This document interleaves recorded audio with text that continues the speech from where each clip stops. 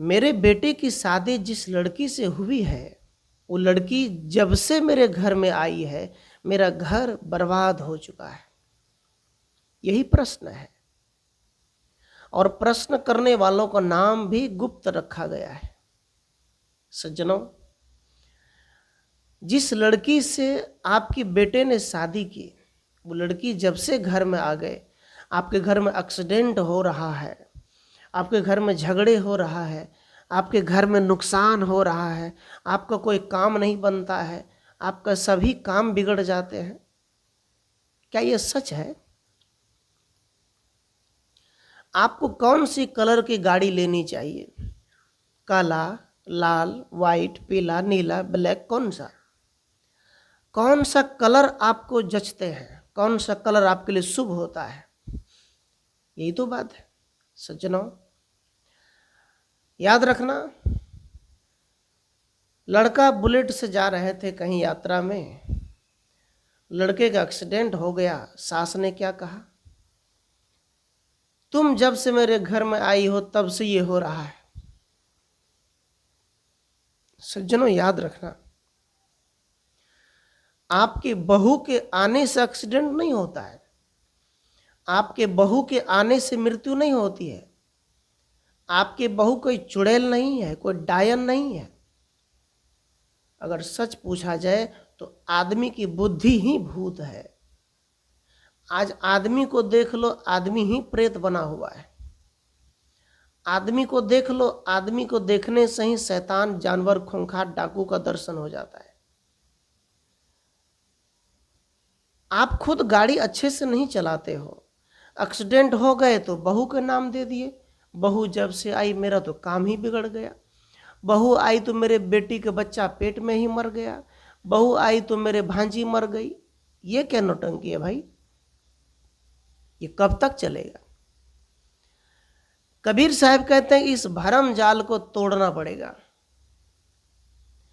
तुम जब मेहनत करोगे, तुम कमाओगे, तुम पैसे रखोगे, बचत करोगे, खान पान ठीक रखोगे, ईमानदारी से चलोगे, इस दुनिया में तुम्हारा कोई भी काल कुछ नहीं कर सकता, कुछ बिगाड़ नहीं सकता।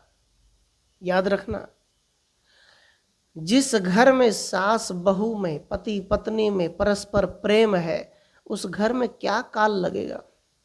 कुछ नहीं। कुछ घर तो आजकल ऐसे बर्बाद है, कुछ घर के बहुएं, कुछ बेटे इतने परेशान है कि ताने मारने में। सास कहती है कि मेरे बहू को सबसे पहले बेटा का जन्म हो, पोता जन्म हो। कहीं बेटी हो गई तो सास गाल मुंह फुला लेते हैं, ये क्या हो गया? तू तो कुलक्षणी है, तू तो चुड़ैल है, तू तो डायन है। तुम्हारे माँ बाप के घर में भी ऐसा होता होगा। ये सारी बात चलते रहता है। लेकिन याद रखना,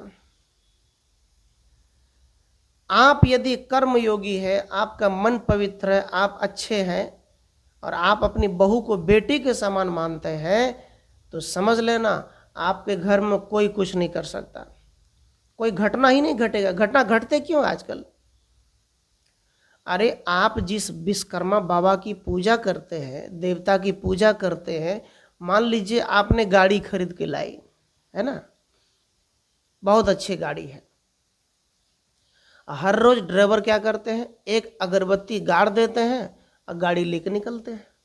रास्ते में कोई मंदिर आ जाए तो वहाँ भी माथा टेकते हैं, कई तो हाथ छोड़ कर भी प्रणाम करने लग जाते हैं। याद रखना, गाड़ी की क्या दोष है, गाड़ी की क्या मतलब गलती है उसमें? तुम अगरबत्ती जला लो, गाड़ी की पूजा कर लो, रोड पे निकलो तो शराब पी लो, अफीम पी लो, भंगोली खा लो, भोला खा लो, चर्च पी लो, तो विश्वकर्मा बाबा क्या तुम्हारे पीछे बैठे रहेंगे? तुम्हारी रक्षा करेंगे? मतलब खुद की गलती नहीं देखते, खुद में कमी नहीं देखते। जो भी हुआ तो कुछ बाबा ही कर दिया, जो कुछ हुआ तो भगवान ने कर दिया, ईश्वर ने कर दिया। क्या ईश्वर यही सब करने के लिए बैठा है? ईश्वर एक्सीडेंट करवाने के लिए बैठा है क्या? नहीं सज्जनों, कुछ एक्सीडेंट इसलिए होता है, कोई शराबी है पीछे से ठोक दिया। आप कितने पवित्र हैं, आप साधु ही क्यों नहीं, पीछे वाले ठोक दिया तो क्या करोगे? ये असावधानी की बात है। सज्जनों, गाड़ी पूजा करने की चीज नहीं है, गाड़ी को ठीक से चलाने की चीज है। पूजा करो और ठीक से न चलाओ तो फिर क्या होगा? ऐसे ही आपकी बहुएं घर में आई है तो उसके आने से आपका घर बर्बाद नहीं है, उसके आने से आपके घर में कोई नहीं मरा है। आप असावधानी का जीवन जीते हैं। सज्जनों, मरता कौन नहीं है? कौन नहीं मरता इस दुनिया में? सब मरते हैं। और याद रखना, जो कहते हैं कि मुर्दा को देखने से असत्य होता है, मुर्दा को देखने से अशुभ होता है, मुर्दे को जलाने वाला व्यक्ति जो जाता है वो आकर स्नान करते हैं, मैं उनसे पूछता हूं, याद रखना, मृत्यु एक उत्सव है।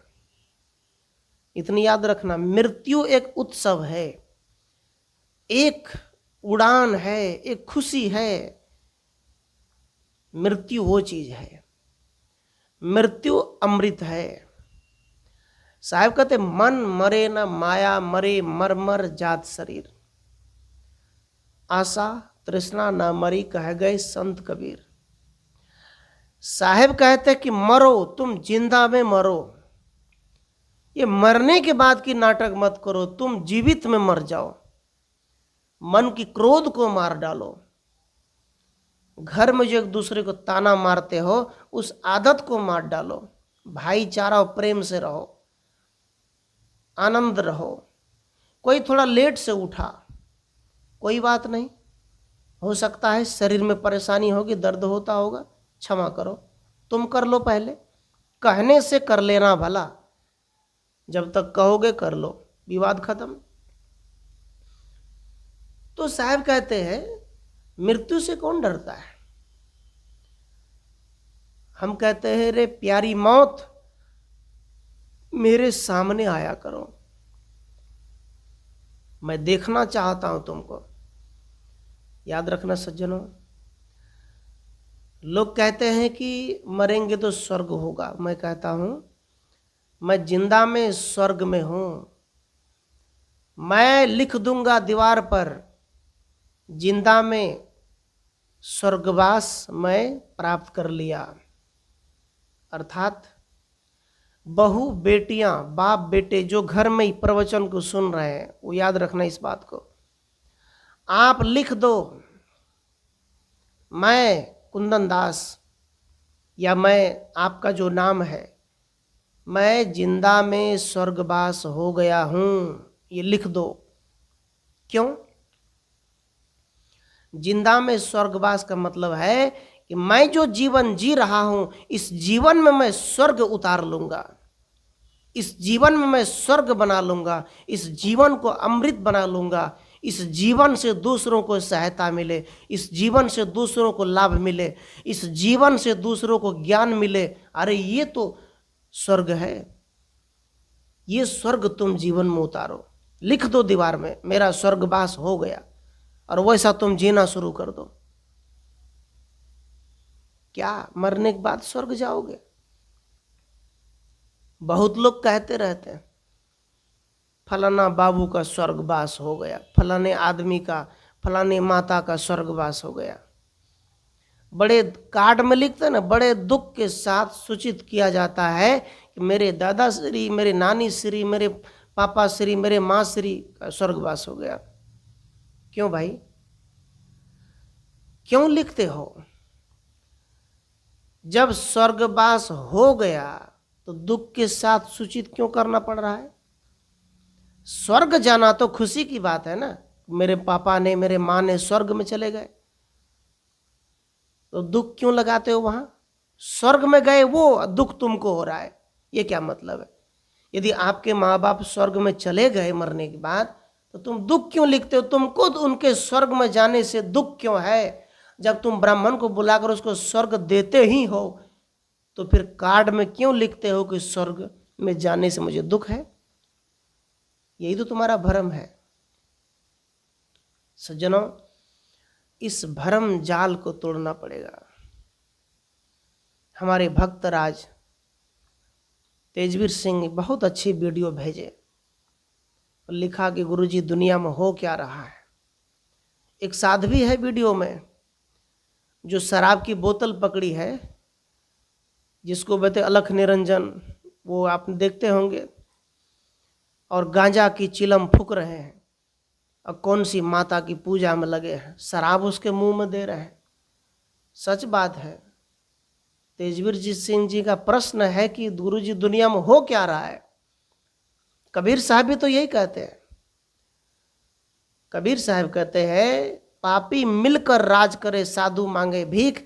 आज अच्छे अच्छे साधुओं का आश्रम में कुछ नहीं मिलेगा, लेकिन इन पापियों के आश्रम में, गांजा पीने वालों का आश्रम में, दारू पीने वालों का आश्रम में, गाय भैंस बकरे काट कर भगवान को खिलाने वालों के आश्रम में अपार दौलत है।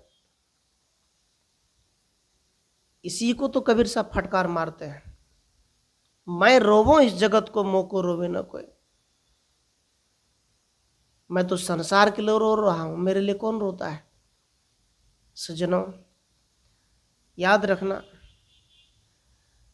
भक्ति को समझना हो, सत्संग को समझना हो, अध्यात्म को समझना हो, तो आपको धर्म छोड़ना पड़ेगा। धार्मिक मत बनो, अधर्मी बनो। अधर्मी का मतलब, कबीर साहब अधर्मी थे, धार्मिक नहीं थे। मैं ये बता रहा हूं, कबीर साहब पक्का अधर्मी थे, धार्मिक थे ही नहीं। कैसे? यदि वो धार्मिक होते तो वो मुसलमान होते, धार्मिक होते तो हिंदू होते,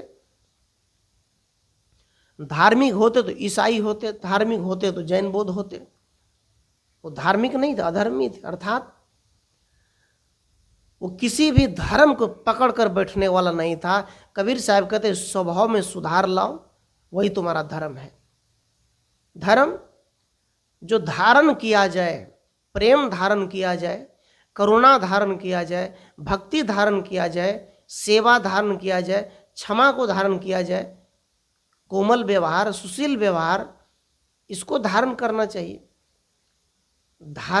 धारण करे वो धर्म, वो नहीं कि जो राम की चोला पहन लिए, शिव की चोला पहन लिए, अलग गए झंडा उठा लिए एकदम, कोई श्री राम की जाकरा करे, कोई अल्लाह अकबर करे, दोनों में लड़ गए, मर गए। कबीर साहब कहते मैं उसे धार्मिक नहीं कहता, वो धार्मिकों की पागल है। वो धार्मिकता नहीं है, पागलपन की निशानी है।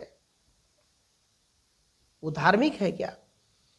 कबीर साहब से कहा तुम इस्लाम कबूल करो, इस्लाम कबूल करो। कबीर साहब ने कहा गर्दन अलग हो जाए, मैं क्यों करूं कबूल। किसी ने कहा हिंदू कबूल करो, कहा क्यों। कबीर साहब देखे कि हिंदू धर्म में इतने छुआछूत है, इतने आडंबर है। मंदिर में पत्थर रखे तो भगवान बन गए, इंसान मंदिर जाते रह गए लेकिन अछूत ही रह गया। उस जमाने में काशी में रह करके कबीर साहब ने ब्राह्मणों का विरोध किया, छुआछूत का विरोध किया। अब विचार करिए, जिस धर्म में छुआछूत माना जाए तो कबीर साहब उसे स्वीकार क्यों करेंगे। इससे अच्छा कि हम अधर्मी रहेंगे। आप अधर्मी बनो, धार्मिक मत बनो। अधर्मिक मतलब आप कमाओ, खाओ, व्यापार करो, ईमानदारी से कमाओ और प्रेम से अपने घर में रहो। किसी को दुख मत दो, किसी को परेशान मत करो। वही तो सच्चा धर्म है। और जो धर्म आप कर रहे हैं, टीका, चंदन, तिलक, गांजा फूकते हैं, कमंडल चूटा उठाते हैं, अलख निरंजन बोलते हैं, क्या क्या नारे लगाते हैं, रोड जाम करते हैं, क्या क्या बोलते हैं। मुसलमान अलग ऐंठ कर बैठा है, मैं तो जहन्नुम में जाऊंगा, जन्नत में जाऊंगा, बाकी सब नरक में जाएगा क्या। सज्जनों, ऐसी बात नहीं है कि मुसलमान ही स्वर्ग में जाएगा, जन्नत में जाएगा, हिंदू नरक में जाएगा या मुसलमान नरक में जाएगा, ऐसा कोई बात नहीं। जो जहां है, या फिर कुरान को पढ़े या बाइबल को पढ़े या गीता भागवत रामायण पढ़ो, जो पढ़ो, आप चाहे मिट्टी पत्थर की पूजा करते हो, आप जो भी करो, लेकिन जीवन अच्छा बना लो। कबीर साहब यही कहते हैं, आप कुछ भी करो उससे कोई मतलब नहीं है। आप कितने देर पूजा करते हैं, आप कितने देर गंगा में स्नान किए, आप कितने बार नमाज पढ़ते हैं, कितने बार मंदिर जाते हैं या मस्जिद जाते हैं, इससे कोई फर्क नहीं पड़ता कबीर साहब को। कबीर साहब कहते हैं बस तुम्हारा आचरण, व्यवहार, जीवन ठीक होना चाहिए, मुझे तो इस बात से मतलब है, और कुछ नहीं चाहिए। बस बिल्कुल हमें तुम्हारी पूजा पाठ से मतलब नहीं। साहब कहते बस तुम अपने आप को ठीक कर लो, अपने आप को सुधार लो। तो धार्मिक हमें नहीं बनना है, और हमें मरने के बाद स्वर्ग में नहीं जाना है, हमको जिंदा में स्वर्ग में जाना है। वो जाना कहाँ है? जाना कहाँ है? कुछ लोग सत्संग में गए, साधु ने कहा सत्संग तो समाप्त हो गया भाई, अब हाथ उठाओ कि इसमें स्वर्ग में कौन कौन जाना चाहते हैं। तो हाथ उठाए सब ने, एक ने नहीं उठाया। कहा आप नहीं जाना चाहते? नहीं नहीं, मुझे तो मेरे घर वालों ने कहा कि तुम जल्दी सत्संग से घर आना, मैं तो घर जाऊंगा। अर्थात आप अपने घर में अपने माता पिता के आदर, सेवा, सत्कार, भक्ति, प्रेम, करुणा में यदि जीते हैं तो जिस घर में, जिस कमरे में आप सोते हैं वो स्वर्ग है। मैं उसी को स्वर्ग मानता हूं। जिस जमीन पर पैर रखते हो वहां साफ सुथरा हो, और जिस मंदिर, जिस शरीर में तुम्हारी आत्मा, तुम वास करते हो, तुम्हारे पास मन है, आत्मा है, इसके अंदर यदि तुम्हें प्रेम है, शांति है, सतलोक है, तो फिर इससे बड़ा धर्म क्या है, इससे बड़ा शांति क्या है? यही तो स्वर्ग है। तो सज्जनों, मेरा कहने का मतलब है कि कबीर साहब जो भरम पाखंड का विरोध करते हैं, आज ऐसे बहुत घर हैं कि जिसके बहू आई तो घर बर्बाद हो गए। ऐसा कुछ नहीं है। आपका घर बहू आने से बर्बाद नहीं हुआ, आपकी आदत ही वैसे खराब है। अब बहू पर आरोप लगाते हैं, बहू ने सब बर्बाद कर दिया। क्यों करेंगे? बहू ने नहीं किया। सज्जनों, हर एक आदमी अपनी अपनी गलती को देखे। साहब कहते बुरा जो देखन मैं चला, बुरा न मिलिया कोई, जो दिल खोजा अपना। साहब कहते हैं कि मैं दुनिया में बुराई खोजने के लिए चला, गलती खोजने के लिए चला, तो पता चला कि सबसे ज़्यादा गलती तो मेरे अंदर है। मैं दूसरे में क्या उंगली उठाऊं? इस प्रकार से बहू है, सास है, पति है, पत्नी है, ससुर है, इस सब लोग अपने अपने कमी को जब देखेंगे तो सच मानो फिर काल प्रवेश होगा ही नहीं। काल तो क्रोध से बनता है। जहां क्रोध तहां काल है, जहां क्षमा तहां आप। साहब कहते हैं जहां क्रोधी स्वभाव के आदमी है, जहां दूसरों को हमेशा जलील करने वाला, किसी ने कुछ कहा तो पति ने क्या कहा, तुम बहुत जानती हो, छोड़ो, तुम चुप रहो। किसी ने कहा, वो कहते तुम ना बोलो ज़्यादा, मुंह बंद कर दे। अरे भाई, सबकी सुनिए। कबीर साहब कहते हैं सुनिए सबकी, निवेरिए अपनी। सिंदूर का सिंदूरा, झपनी का झपनी। आप सिंदूर की डब्बी जब खोलेंगे तो पता नहीं चलेगा कि ढक्कन किधर है और रखने वाला किधर है, एकदम सेम लगता है। इसी प्रकार से साहब कहते सुनिए सबकी, निवेरिए अपनी। घर में सबकी बातों को सुनो, पत्नी की सुनो, पति की सुनो, सास की सुनो, बहू की सुनो, ससुर का सुनो, सबका सुनो। निवेरिए अपनी। अपनी के मतलब उस सबको माहौल में बनाते हुए जो घर के लिए अच्छा होगा वो कदम उठाओ, सबकी मान रख दो। इसलिए प्यारे सज्जनों, तो चुड़ैल आपके घर में नहीं है, आपके मन और दिमाग में है। तो इस मन के जो दिमाग में चुड़ैल है उसको हटा दो। कितने लोग क्या कहते हैं, अरे मेरी बहू जब से आई है ना, मैं जिस देवता की पूजा करती हूँ वहाँ जब से गई है, दीपक को छू दिया, पूजा कर दिया, तब से मेरा भगवान भी घर से भाग गया। ऐसे बोलते हैं। मेरे गाय को छू दिया, बछड़े को छू दिया, मेरे गाय ही बर्बाद हो गई, बच्चा का टांग टेढ़ा हो गया, ऐसे बोलते हैं। कुलक्षणी है। तो ये सब भरम जाल है। इस भरम जाल को हटा देना चाहिए और सबको एक अच्छा प्रेम मार्गदर्शन भक्ति ज्ञान भक्ति में जीना चाहिए। आप सबको साहिब बंदगी।